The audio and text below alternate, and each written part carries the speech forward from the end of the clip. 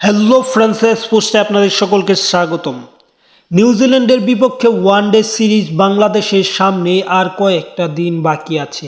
সেই ওয়ানডে সিরিজের প্রথম দুই ওয়ানডে ম্যাচের জন্য দল ঘোষণা করেছে অলরেডি বাংলাদেশ, যা হয়তো আপনারা অনেকেই জানেন। সেই দলটাতে কারা কারা আছে তাই জানবো মূলত এই ভিডিওর মাধ্যমে। তার আগে যারা চ্যানেলটি সাবস্ক্রাইব করেননি, আশা করি চ্যানেলটি সাবস্ক্রাইব করবেন। নিউজিল্যান্ডের বিপক্ষে ঘরের মাটিতে এই সিরিজটা অত্যন্ত গুরুত্বপূর্ণ বাংলাদেশের জন্য, কেননা এই সিরিজ জিততে পারলে ওডিয়া বিশ্বকাপ খেলা আরও সহজ হয়ে যাবে, কারণ র্যাঙ্কিংয়ে উন্নতি করতে পারবে বাংলাদেশ। যাই হোক, এসব কথা বাদ দিয়ে মূলত সেই স্কোয়াডটাতে বা এই দুই ম্যাচের স্কোয়াডে কারা কারা আছে বা অধিনায়ক কে তাই জেনে আছি। ধন্যবাদ, চ্যানেলটি সাবস্ক্রাইব করে ফেলবেন এবং পুরো ভিডিওটা দেখবেন। অধিনায়ক হিসেবে আছে মূলত মেহেদী হাসান মিরাজ, তা আপনারা অবশ্যই জানেন। এই দলটাতে ওপেনার হিসেবে সৌম্য সরকার আছে সাইফ হাসান এবং তানজিদ হাসান তামিম।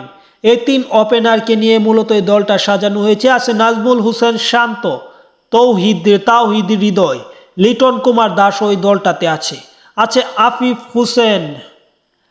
আফিফ হুসেন গত পাকিস্তানের বিপক্ষে সিরিজটাতেও খেলেছে, তাকে আরেকটা সুযোগ দেওয়া হয়েছে। তিনি এই সুযোগটা কাজে লাগাতে পারলে দলে পার্মানেন্ট হতে পারবে। আছে মাহিদুল ইসলাম অঙ্কন, গত সিরিজে না থাকলেও অঙ্কন এই সিরিজে তিনি কামব্যাক করেছেন। আছেন রিশাদ হোসেন, তানভীর ইসলাম এবং পেস অ্যাটাকটাই বাংলাদেশের সবচেয়ে পাওয়ারফুল বলে গণ্য বা পাওয়ারফুল বলে বিবেচনা করা যায়, কেননা পেস অ্যাটাকে আছে মুস্তাফিজুর রহমান, তাসকিন আহমেদের মতো অভিজ্ঞ বোলার, যারা ইন্টারন্যাশনাল ক্রিকেটে প্রায় 10 থেকে 15 বছর যাবৎ খেলছে। আছে শরীফুল ইসলাম ও নাহিদ রানাও।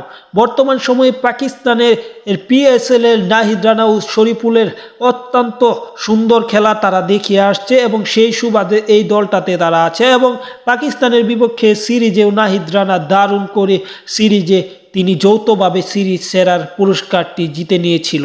যাই হোক, খেলাধুলার আপডেট পেতে চ্যানেলটি সাবস্ক্রাইব করে রাখুন।